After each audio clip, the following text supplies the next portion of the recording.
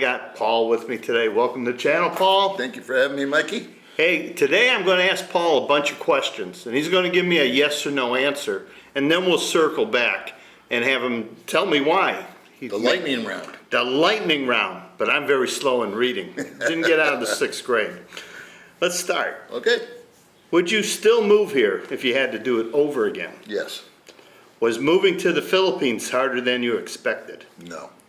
Have you ever overpaid because of a skin tax? Yes. Have you noticed the cost of living increasing over the past 5 years? Yes.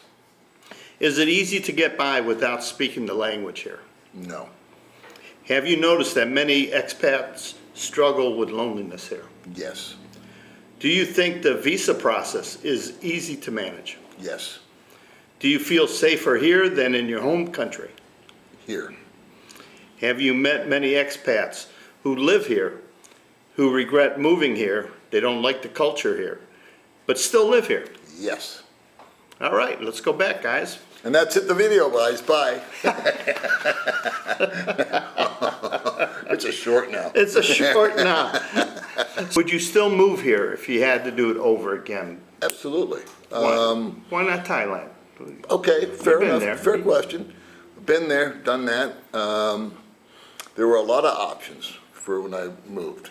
The one thing that the Philippines, when I did my research back in the day and watched YouTube, and I kind of had an edge up because I'd been to Thailand twice before, lived there for a year. I didn't feel safe in Thailand completely. The police are a different animal over there. The visa process is very convoluted and complicated there.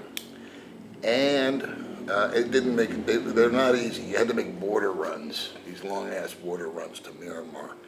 And Wasn't that like every 90 days? yeah, I Just can't all the remember, time. man. I think it was like every 60. And you had to take a 12-hour round trip, bus trip, and you had to pay a bribe, and you had to go across on a long boat, and there were these dudes in a tower with machine guns as you were going across. It was very intimidating, you know, it was just not comfortable. That aside, if none of that existed, let's just say the visas were easy over there, and you didn't have to do the border runs, and the police were a little less intrusive, still, there's not a connection in Thailand that I feel here with the people. There's this gap, you know, that just exists. And I think it's cultural, and it's definitely language. So there's a lot of advantages to Thailand.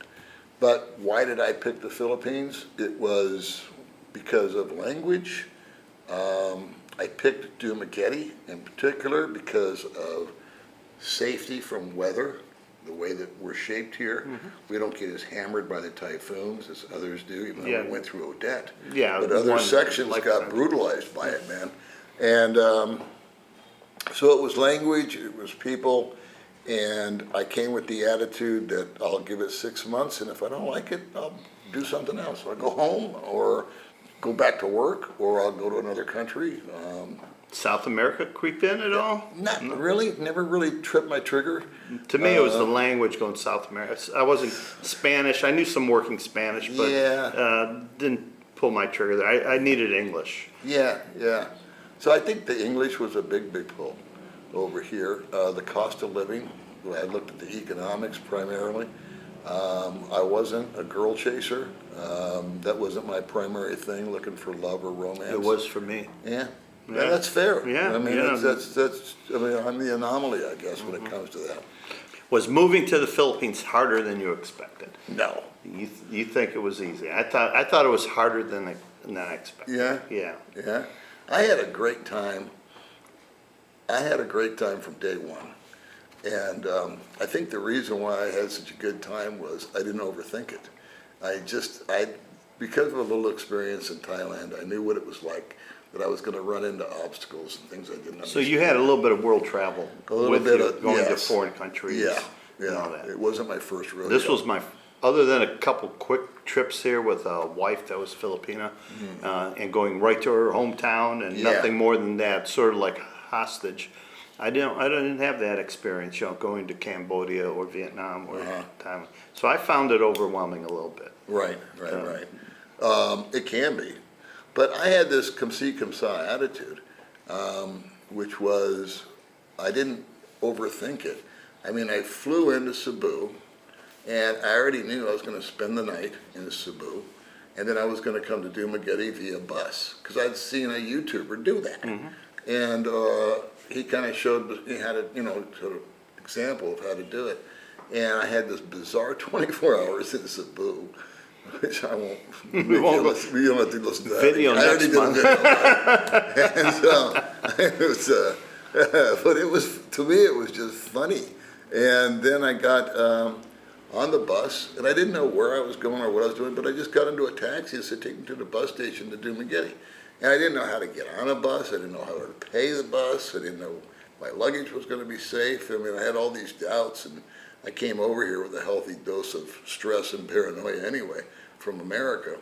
But I got on the bus, and I thoroughly enjoyed the bus ride. Everything was new and exciting, and we got on the ferry. I didn't know that was going to happen, and we're going on that, and I was just cool. And then when I got to the bus station, I think we arrived here, or I arrived here somewhere in the afternoon, and I got into a trike. And I knew about trikes because I watched YouTube videos. And I got in and I said, take me to a hotel. He said, which one? I said, you pick it. And he took me over to the Tip Top. I didn't care. The Tip Top's all right. That's a good kill. It was a budget place. It could have been by the hour, and some girls at the window. True.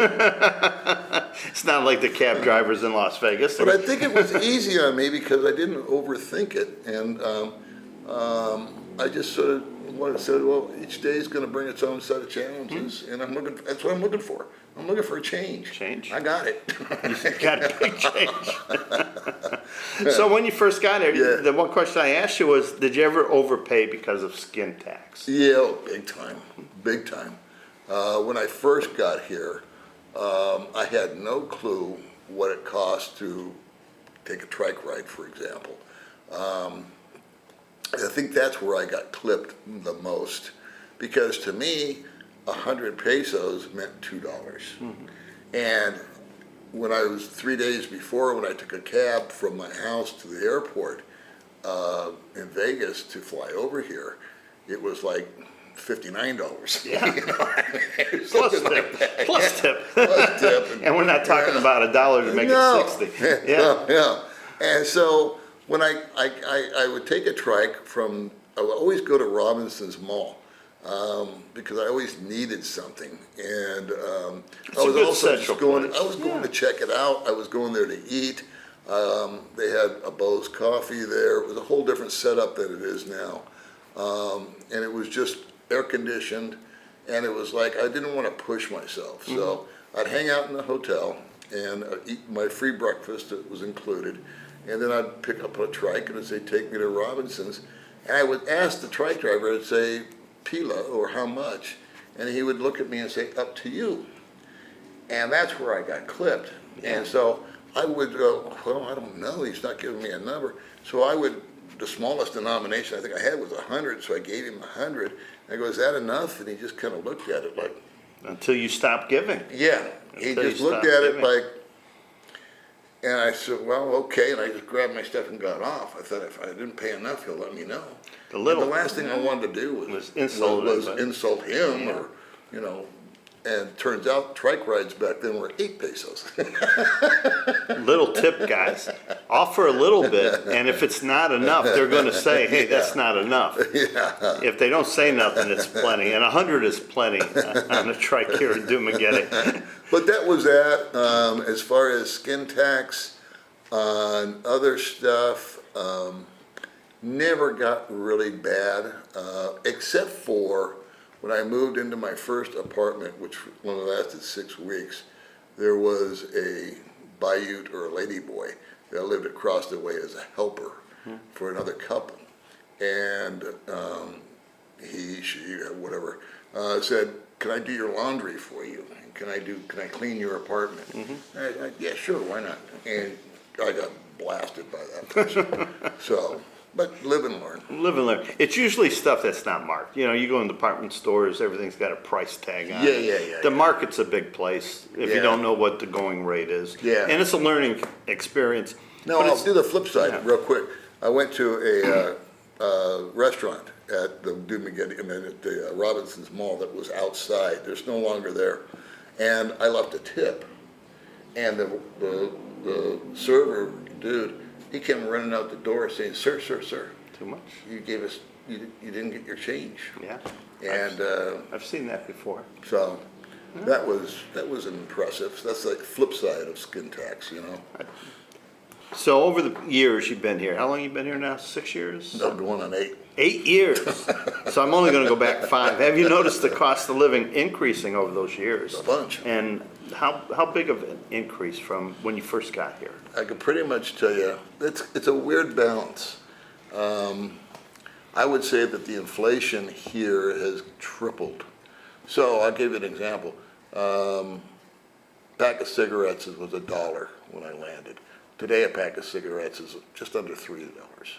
A beer was 25 pesos. I don't know what a beer costs. I don't know, 80? I think about 65, 80, something like that if I look at a menu.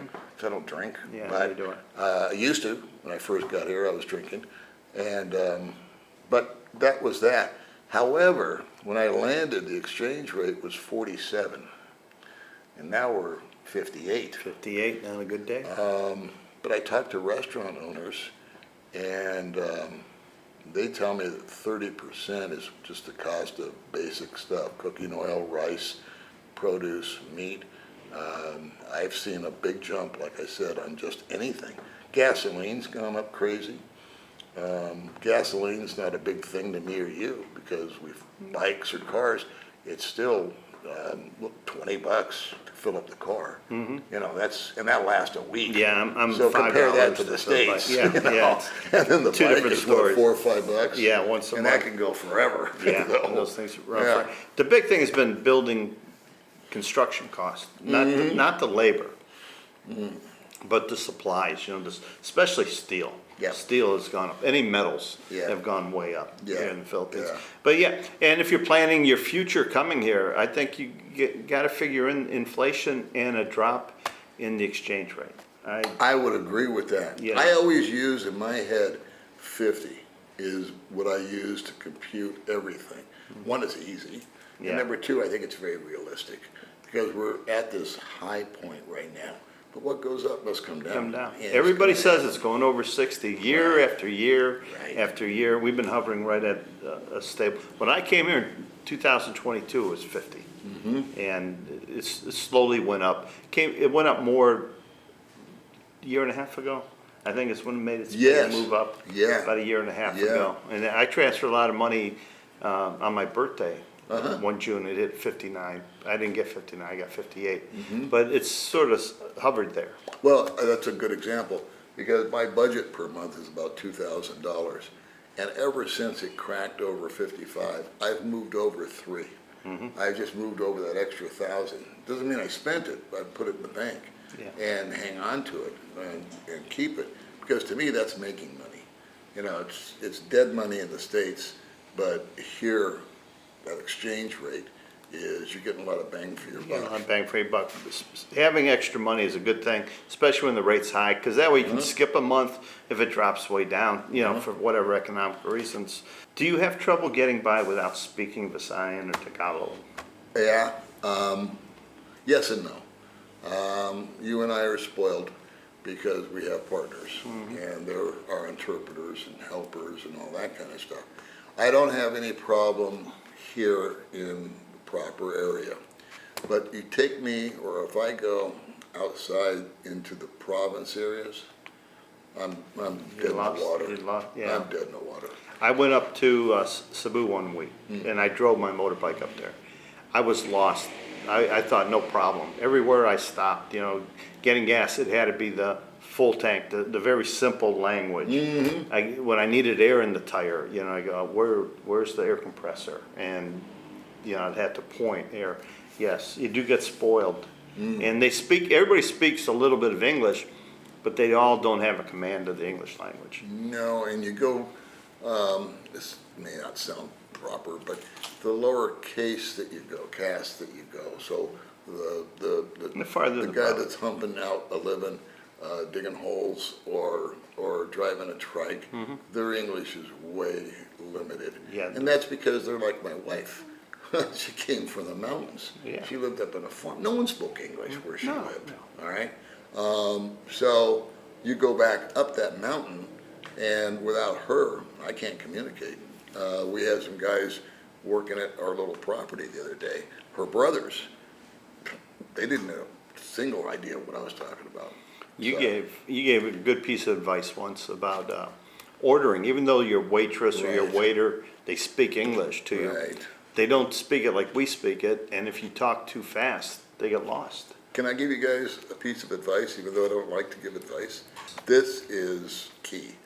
When you go to a restaurant, I don't care where you go, you can go to the most expensive restaurant here. Your server is going to write it down in longhand. I'm going to have a cheeseburger with fries. They write the word cheeseburger with fries. What you do is you watch them and you say, okay, I'm going to have a cheeseburger with fries, and you wait and you shut your mouth, your pie hole, until they're done writing. And then they'll look at you and they'll say, and to drink. And then you say, I'll have a water or a beer, or whatever your flavor is. Then you move over to the next person and rinse and repeat. Okay, you can't. I won't mention the person's name, but I was at a restaurant where he was asking all these questions. Do you have this? Do you have that? And the guy was writing. And then when it came time to get the food, he got like 6 entrees. Okay, so I said, I told you to shut your mouth and let the guy write, But that's one of the little nuances over here, that your life will get a lot simpler once you just kind of learn the rules of the road, I call it, And I always break my friend Monty's, because when he orders, he still, as many times as I break his balls, can I say that on your channel? All right. Break his testicles. Yes. He will order a cheeseburger, and he'll say, I don't want this on it, and I don't want that on it, and I don't want this. And I go, dude, you have got to learn what I just talked about. I said, just order the cheeseburger. Let her finish writing, and then say, no tomato, no this, no that. He always gets his order screwed up. And I always predict it. I always have a good laugh at his expense. He's gonna come back. I didn't want a tomato, but he has tomato. So take the top of the bun off, grab the tomato, pull it over. Well, yeah. Don't send it back. That's the other thing I say. Why don't you just get the burger and pull the things off and forget about it? You get it quicker. But anyway, what do I know? On a serious note, have you noticed a lot of expats experiencing loneliness here, especially the newer ones? Or what can a guy do to overcome that loneliness when they get here? That is a difficult question, without absolutely positively knowing the guy. I think there's a lot of cultural change that comes at you. I think they come with unrealistic expectations. Yes. At some point in time. They're not ready for the challenge of living here in the Philippines. Well, it tends to get glossed over, and we're guilty of it. By showing our lives and our wives and what we're doing and where we're going, and it's not working that way for them. Yeah. And so a lot of it is with female companionship. They get disappointed there, or they feel like, one guy just told me, he goes, I got no game. He goes, no matter what I do. It ain't working. It ain't working, man. And guys, I think they get here and maybe they get remorseful about their children or their family. They don't make that connection right away. And I don't have a cure for it. I don't have an answer. I noticed. I just observe it though, and I Yeah. see it, and I know they're lonely. And you try to befriend them and give them a little encouragement. But sometimes they're their own worst enemy because they go negative. They'll just say, "Well, this is wrong and that's not working." And who wants to sit and listen to a guy complain? Well, you used to go see your grandma and say, "Grandma, how you feeling?" But you didn't want her to read off the whole list. Yeah, I was of afraid she'd everything. answer me. Yeah. But I think guys, when you come here, they think when they get off the plane, there's a whole new world of female companionship. There's a whole new world of things to do. The ones that struggle the most are those that don't come here to make this a home first. Don't worry about the relationships. Try to come here, get settled in, get into a routine, make a few friends, networking, all these, cool things to do. It's just like moving to a different city in the U.S. You got to live somewhere, and you have to enjoy where you're living. I unexpectedly, but that was exactly my MO when I moved here. And I had priorities. I said, okay, the first things first here, I need to find a place that I want to live. And I didn't fiddle around with girls or go out drinking or do any of that kind of stuff. I said, I got to find a friggin' place to live. And I hired a guy to drive me around in a trike because I was too nervous at the time to get a scooter. And I found a place. It took me a month. And I was thrilled when I got it because at the time it was just a top of the line place for a reasonable price. And meanwhile, back at the ranch, while I was doing that, I said, I got to get some transportation. And I hadn't ridden two wheels in 50 years. But, I got on it. I went and rented a bike for one day and just to see if I could do it. And I did. Then I went back and rented one for 3 days. And then I finally said, okay, I'm cool with this. And rented one by the month. And then a few months after, 6 months, I bought a bike. That was my commitment. I said, I'm going to give myself 6 months. And if I like it here and I'm going to stay here, then I'll invest some real money. And that was my first big purchase. Big purchase was the $1,600. motorbike. 16? Yeah. Yeah, I bought my gay-ass looking Kimco scooter. Yeah, What kind of scooter? gay-ass looking. Gay-ass looking scooter. It would help if you don't get a gay-ass looking scooter, guys. But you got to make it your home, and that's my advice to That's true. people. Chase the life that you want here. Chase your happiness. Don't chase the girls right away. The lucky few of you that have a girlfriend when you get here, that's good, and it all works out. God bless you. But the vast majority of us come over here hoping to find, and we spend too much time chasing, and we don't worry about our own well-being, our own safety, being comfortable.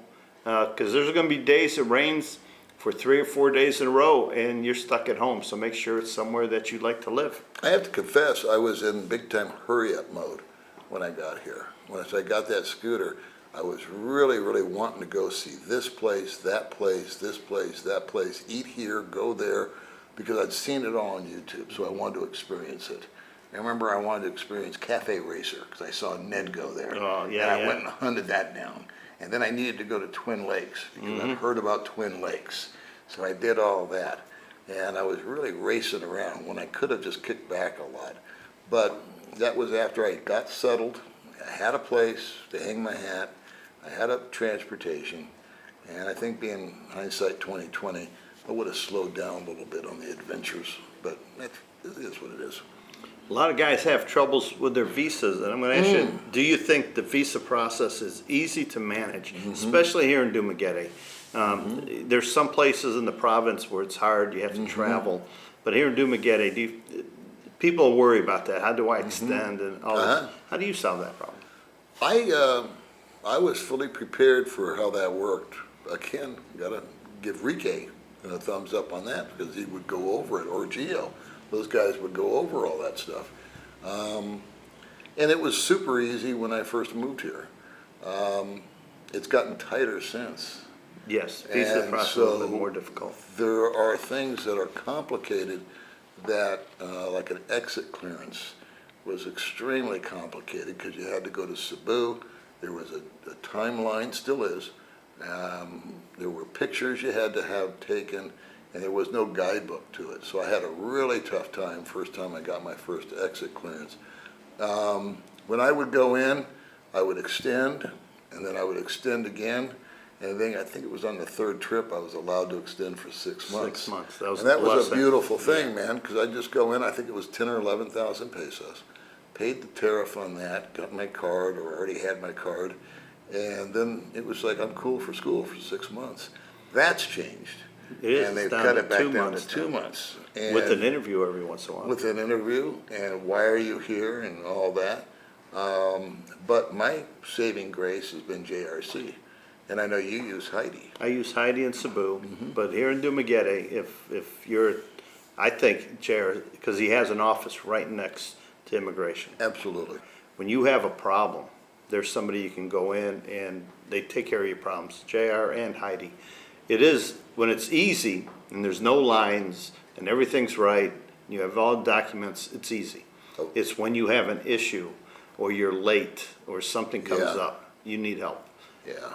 And I helping think hand- JRC is the best bang for the buck that I've ever encountered here.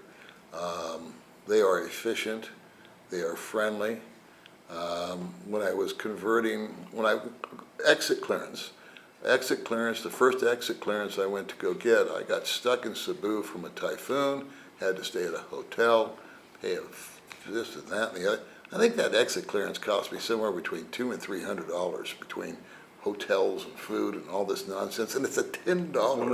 The fee is nothing. It's $10 for the exit clearance, but it ended up costing, and talk about the brain damage on the bus back and forth during rainy And the season. frustration that you Just, have to do you're something. tired, you know, you're worn out, and things aren't going the right way, and the guy, well, I won't say it, but they weren't really on the up and up in some areas of the immigration department.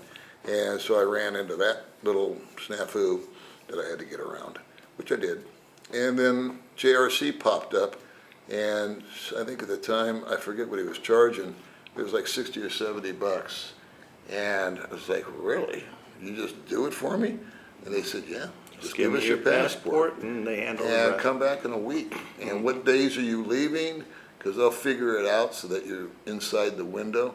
And did you book a flight yet or not? And for that lack of brain damage of having to go to Cebu, number one, when you didn't want to go, was worth its weight in gold. And then just recently, they walked me through the 13A process. 13A and the annual Ooh, review. what Yeah. a I had the deal. blessing, I couldn't have done my 13A without Heidi's help. Me either. You It know, was they were too hitting much. me on the age gap, they were hitting me on so many different things. Guys, don't be afraid to have someone help you with things. No. Time or money. You know, my time is much more valuable than a few thousand pesos. That's right. If you're gonna overspend like we're talking about, or, you say the skin Travel, tax and yeah. all that kind of stuff, it's okay to overpay for things that are important. And your visa is important. Very important, You know, yeah. being legal here, you know, the It's- biggest crime you can commit, that I understand, other than something really lascivious, is overstay. More You know? foreigners end up in jail for overstay Yeah. than anything else. Yeah. And they take it serious here. You know, you need to, you know, don't Very overstay. serious. No. You know, pay your visa, pay your rent, buy your food, you know, so you Yep. can be in the country, have shelter and food. That's real important. Yeah, Heidi and JRC, they're two of the top. They were awarded two of the top 5 visa specialists in the Philippines. Now, do you feel safer here than in your home country? You know, everybody asks about the safety issues. Okay, I feel completely safe here. I can proudly say that in almost 8 years, I have never felt threatened, ever. Nothing. No. Well, maybe a part of that is that I don't drink and go out You at don't. night. So, Okay, we'll it's hard to get into a fight at 10 o'clock in the morning at a coffee shop. You know? Same could happen in the strip club in Vegas or Chicago or down the dark alleys. Yes, you put yourself in a bad situation. Yeah, But you get a know, little tuned up there, you know, just fighting over the same girl. We might have a little issue. but where you live and I live, we have a high wall around both of our houses. Yeah. And they're individual house. It's not a compound. Is the wall up for safety? I don't have a big wall. I have a very small fence. Fence, yeah, I well, just I gotta- call that low. I think it's tall. Okay, well, you got a much better setup. We're at Mike's Yeah. house, by the way, and you got a much better setup with the way this is done out here. And that's what we wanted to do with our properties. Is May's priority was, she goes, I want a big ass wall, and you got it. She wants the privacy, noise reduction, the whole enchilada. It isn't to keep the bad guy. You know, the first, you know, you're not thinking barbed wire and broken glass. No. A lot of people have but it's, when you have a piece of property, it's your property. One, you're keeping the jungle out if you're in the province. Two, you don't want people to make shortcuts because they'll slowly take a bigger shortcut. It isn't really that they're coming in and looking in your windows. And it's more, you own the property. It's your, you know, it's your haven. So you want to protect it from everything, the wandering dogs, the snakes, and all that stuff. I think the only safety issue here, other than other foreigners, is crimes of opportunity. Really never fear someone taking a knife to me or putting a gun in my chest saying, give me your money. I've never had that fear. I feel like you're really in control here, because I'll give you an example. When I was first here, I think 7 or 8 months in, I was dating a girl, a woman, and she lived in what they called Shabu Town. Her house was there because it was cheap. And she rented a little boarding house because it was next to her work. And so it was a rough neighborhood, to say the least. But I went and picked her up in the afternoon and drove right up to her front door, beat my horn. She'd come trotting out, come on the bike, and away we went. And then we went to whatever we did, but I was taking her home that evening, and it was dark outside, and I went to go turn in, and she made me stop. And she said, drop me off here. And I said, why? I can take you in. She goes, well, you can take me to my house, but there's a 50-50 chance you won't make it back up to the gate. There's bad neighborhoods everywhere. She goes, yeah. She goes, these guys are getting tuned up, and they're going to see your pale face and that nice little gay-looking bike you got, and they're going to come after you. There goes that gay bike again. Don't get a gay bike. So, again, it's you're in control by not going to the wrong neighborhood, being aware of your surroundings. Again, I'm not a night person guy. I got a feeling most of these problems happen in the evening. Nothing good happens after midnight. But in Vegas, I didn't feel safe sometime in the middle of the day pumping gas. I would see the teenagers with all the face tattoos and the baggy pants, and they would be coming my way, and I knew they were going to be asking me for something, and I felt threatened at AM, PM at noon. Not all the time, but it would happen. Yeah, you have all the beggars out there and such. Yeah, and then there's, the drug problems. Yeah. The drug problem's a lot bigger in the States than here. I mean, it's huge in the States. And here it's very minimal. But here, the only time I felt unsafe, Jan and I were staying at the Quest, and we were walking from Ayala Mall. It just closed, 9:30, 10 o'clock at night. And we took the wrong alley, and it was really dark. There were no street. It was just pitch black, and you could see the next road. And we're walking, and there were a bunch of guys drinking over there. And I sort of like ushered Janet, like, let's have a path away from them. And we walked very quickly, and that was the only time. But I put myself in a bad spot. You shouldn't have been in an alley that you don't know where it goes to, just to think you know where the shortcuts are. Well, you make a good point, and I was keeping all my comments for TUBEBUDDY.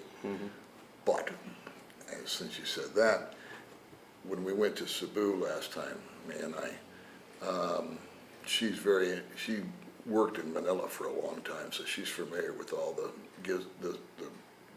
knucklehead stuff that can happen. She grabbed me and she said, take your wallet out of your back pocket and give it to me. And I said, okay. I don't argue with her. I gave her my wallet.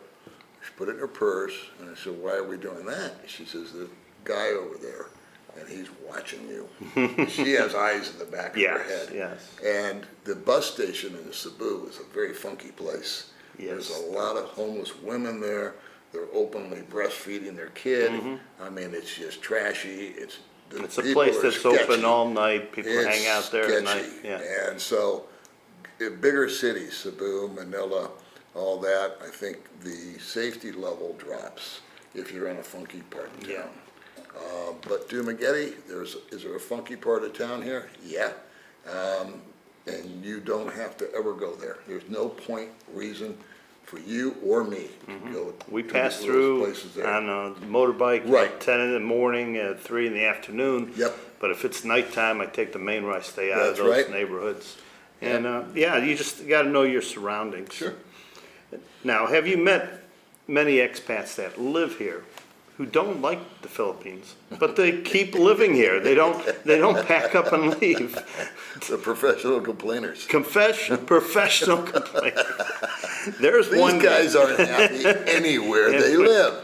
I know two dudes that you and I both know, and they are from the States, and they can't stand the States because of whatever, the political climate or whatever, or the women, or the inflation. You pick your poison, and then they come over here, and they don't like this, and they don't like that. Remember I talked about ordering food, and they are always whining about that. And then they'll go to Malaysia and hang out and come back and tell you how great it was. And it's like, well, why don't you live there? And they don't. They stay and in then the they go to Philippines. Thailand, and they're all their little Facebook posts, and this is so awesome, and the food is great, and the infrastructure, and the price is cheap, and I ate here for $1. And I was like, well, why don't you move to Thailand? They don't have a good answer. Yeah. It's because the Philippines is the Philippines. The people of the Philippines make the Philippines. Yeah. I mean, it's funky, it's hot, it's not the cleanest, it's not the most efficient. It's crowded at times, and it can get frustrating if you let it. But at the end of the day, it's just, if I thought Thailand or Vietnam or any of these other places that I visited, Bali, if I thought those were better places, I'd live there already. But I keep coming back here. And It I'll checks tell you all the the boxes truth. there for me. Whenever I've left, I've been back to America. Like I said, I went to 3 other countries. After about 3 weeks, no matter how pretty it is, how fun it is, how cool it is, I just want to go home. This feels like home to me. It is. When Janet and I travel, we can't wait to get back. You know, it's exciting to pack up and go Yeah. somewhere. But once Yeah. we're in Cebu for 3 or 4 days, it's like, is it time to go back yet? Let me see if I Right. can check out a day early. Yeah. You know, it's just, home is home. Yeah. But the guys that I run into are the ones who've been here for a while, and they sit up at the restaurants, they drink their beer all day, they have the same routine, and they look at me and say, it's because of you there's too many foreigners here. Oh, yeah. You're ruining it for us. Look at the prices I'm paying because they're all coming because of you. No, they're coming because the Philippines is a great place to come, and Dumaguete is a great city to live in for a retirement home. I'm not saying it's, you know, the action's not here. I wouldn't come here for spring break if I was in college, but for No. a simple you could bring your Western style of living here at a fraction of the cost, and that's what I got here. There's 5,000 expats living here in Dumaguete. So many. Out of I 150,000 know. people. But if you look at it, it's only 3%. It's only 3, and they're not everywhere. And they're not everywhere. You have to go to the mall to run into them. You have to go downtown to the tourist spot. Just like in Cebu, you go to Ayala Mall, you're going to run into a lot of foreigners because it's a hub of foreigner activity. But if you go somewhere else, another part of the city that isn't known for tourism, it's going to be all Filipinos. The largest expat community is Chinese. Chinese. And they're in BGC, and they're in, what's the other fancy place? Makati. Makati. Yeah. They run businesses, they run call centers. Yeah, I think it's Chinese first, Koreans are second. Uh-huh. And I don't know if the U.S. is next, but it's close between Japan, Australia, and Americans. Right. And the next, our money does not make the Philippines go round.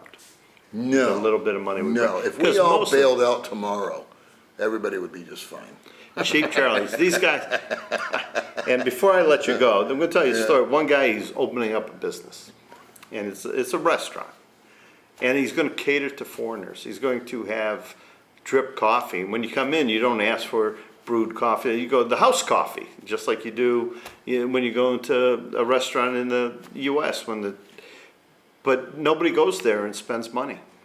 They just buy 1 cup of coffee, and that's all they buy for the day. We're cheap Charlies. We don't look for, oh, that's a great restaurant, the best restaurant in town. We visit it once in a while, Yeah. but we're not there every day keeping it busy. We're here trying to live our life, enjoy our life, and our money does not decide if one business is a success or not. No. The Filipinos do that. Well, Paul, thanks for being on the My channel. pleasure as always, Michael. I hope these questions were pretty easy on you. Yeah, they were fun. They I were like fun. that rapid fire thing. Yeah, That's we'll cool. try that again. Yeah, let's Until do it. next time, buddy. All right, Daddy-O. See you guys.